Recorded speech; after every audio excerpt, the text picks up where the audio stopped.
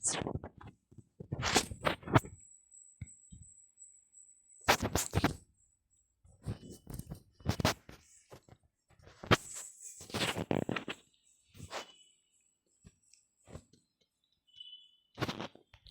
வந்து ஏன்டே லீவ் கணக்கு.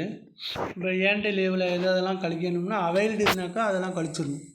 அப்போ 3 × 15 வந்து 45 நாள். அப்புறம்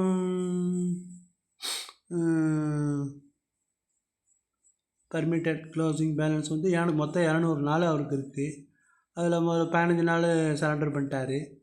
அப்புறம் ஒரு 15 நாள் சரண்டர் பண்ணியிருக்காரு. அப்புறம் மொத்தம் 45 நாள் அவர் சரண்டர் பண்ணியிருக்காரு.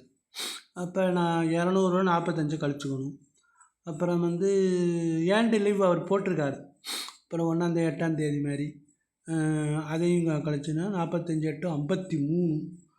53ல் அவருக்கு எவ்வளவு 53 அது ஜாயினிங் டைம் வந்து ஒரு 5 நாள் வருது. இப்போ 53 நாள் அவர் அவைல் பண்ணிட்டார். இப்போ 53ல் 5 கூட்டணும். அதுக்கு 200ல் 53 கழித்து 5 கூட்டன்னு நினைக்கிறேன்.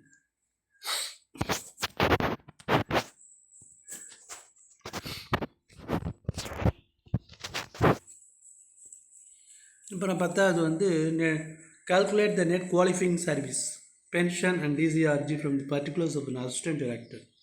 அவரோட டேட் ஆஃப் பர்த் கொடுத்துருக்காங்க 4/6/1960.